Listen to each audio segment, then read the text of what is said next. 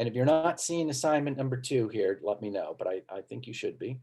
The decisive moment. So what we're going to be doing is, instead of dealing with the aperture on your camera, we're going to be dealing with the shutter. And what I'm asking you to do, same sort of thing. Go outside and take at least 2 photographs that freeze the action. That means you're going to have to set your shutter speed at 2/50th of a second or faster, probably. And that's that ability to stop somebody in the air, somebody, any action taking place, to sort of freeze it, water coming up, things like that. I want you to make images that freeze the action. All right. Then number 2, I want you to shoot images with a slower shutter speed, 30th of a second or slower, that will blur the image. Remember, when you go below 60th of a second, the chance of blurring your image increases the lower you go. But it also blurs not just from your subject matter moving, but from you moving while you're holding the camera, doing anything with it. So on this assignment, if you have a tripod, now would be the time you might want to try that out. If you have a tripod, you don't have to go out and buy one. You just need to set your camera down on something if you're using a long shutter speed and you don't want the things to move. So you can set it down on a table, you can set it down on a rock, you can set it down on anything, the ground, and it won't move when you hit the shutter release. Okay, so I want you to see how that works. Now, here's my soapbox for the moment. I've already had some people try to turn in assignment 1 to me. I think that's great that you tried, but the ones that I've received have not been good. And they haven't been good for 2 things. Almost all of them did what I asked you not to do. Do not just take something, set it out, and photograph it in the center at human eye level and just do a basic technique where you get in close and you get further away. I want you to think about the images you're making. The most important thing to me is that you make interesting images.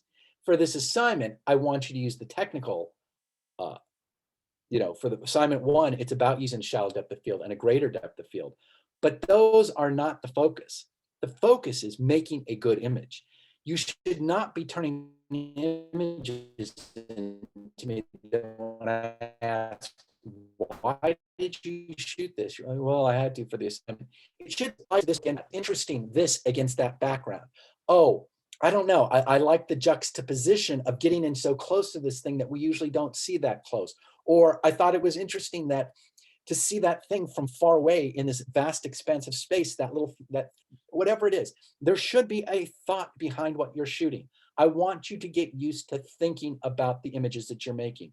While these are very weighted towards the technical side, that does not mean they're just technical exercises. I don't even know where I was looking. I'm looking at myself because I'm looking at myself going, what are you looking at? Now when I look in the camera, but is looking in the camera creepy? Does that just seem too harsh?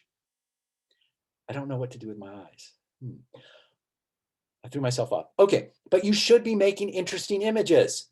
Make interesting images. Use the technical things to make them more interesting. Okay, so it's about coming up with the images first. What am I photographing? How am I photographing it? Why am I photographing it? Think about those things. Now, oh, okay. As I go out and photograph it, I want to see what it looks like with a shallow depth of field, and I want to get a little further away and use a greater depth of field. I also want to change my angle. I want to shoot from above, below, maybe the side, maybe turn around and shoot from the back. You know, when I shot that stupid mermaid, did I show you those images? Maybe I didn't. I shot the mermaid on the swimming pool. I shot it on a rock. I shot it from in front and I shot it behind. Now, they're not great photographs, but I was looking for different ways of being able to photograph that. That's what I want from you. So when I say the first ones that have been turned in have not been good, first, it's because there was no feeling that the person was trying to make an interesting photograph. They were trying to do the technical stuff, and I get it. It's difficult to keep in mind, but it should still be an interesting photograph. You should still be photographing something that's interesting to you, okay? And you should be trying to make that interesting to other people. The second part, and this is the part that really bums me out, is that people would shoot one image whatever it was they were shooting, some dandelion on the grass. They would shoot one image up close and one image from back. And, you know, if you're going to shoot that dandelion, try different ways. Think about the negative space. Think about the things that lead to it. That's why we went through the aesthetic considerations. Think about more dandelions. Think about tearing the dandelion up. What does it look like from directly above versus the side? What if I set the camera down in the grass and the grass really became the thing that led into that flower being there? Can I do something to the flower? Maybe I put somebody's foot on top of that dandelion. So I want you to be thinking about the images. How can I take this thing and make it more interesting? How can I tell a story or make somebody feel something from this? So that was one thing. And then the last thing was here where it says repeat the activity 2 or 3 times. Everybody who turned it in did it twice. I would rather see more images than less. I don't want you editing. Well, I do. Get rid of anything that's horrible. But I want to see I want to see what you tried. I want to see how you thought about it. I don't have the ability to walk around our classroom right now and take a look at all the images you shot. And go, hey, you missed this one. This one could be really good. And that's the part that bothers me about being online, is not being able to see what you're working on, how you're working on, where you started from, and sort of your process. So the only insight I get is by what images you choose to send me. So send me more rather than less. Don't send more than 12 on a proof sheet, but send me 12 proof sheets if you want to. I will look at all of them. I will make notes or talk about what I think is good or bad or how to crop things or what to do with them. But send me more images than fewer images. Usually, you people are the worst editors of your own images. You do not see the things that are good in them. Maybe I project too much, but whatever. We can take a look at them. So with the assignments, assignment number 2 is a shutter assignment. I'm spending a lot of time just going over this. Same things I want you to think as you're turning in assignment 1. If you haven't done it yet, think about it. If you have you done an interesting job? If not, go back and reshoot it before I say, you know what? You need to shoot more images, more angles, more. This is not just a technical exercise. Don't make me write that. I actually have those sentences on a note card on my computer that I cut and paste, because these are the things that people do over and over again. So as you think about not just the first assignment, but moving into the second assignment, that's what I want you to think about, is making interesting images. Now, you'll notice a couple of things. I'm still going to ask you to shoot in JPEG for this one. You don't have to go to RAW. When we go to the street photos, I'm going to ask maybe to consider RAW. White balance set at auto. We haven't talked about white balance yet.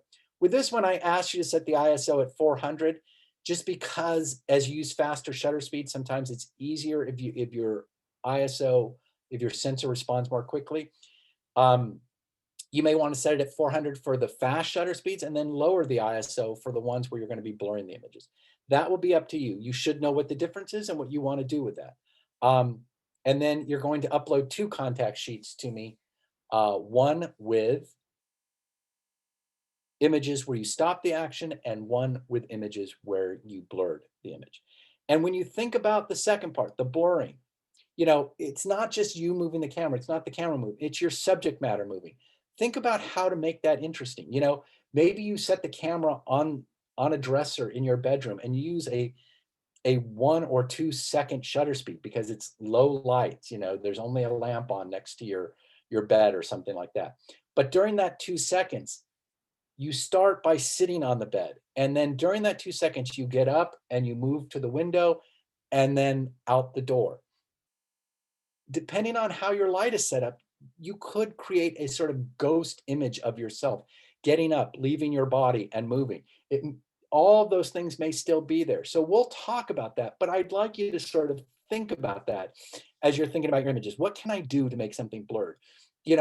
Is it that something's flying by while everything else is still, that, there's something moving through your environment? Is it this dog that looks demonic because during your long shutter speed, he was jumping up and down, and now he's just this crazed looking animal that's out of focus and jumping? Think about how you might want to do that. There's a couple of things I'm going to talk more about probably next week, which is panning and zooming with the camera. So not only you moving the camera, but you moving the lens. So a lot of times panning is when you take your subject matter and you keep it centered and you move the camera with it.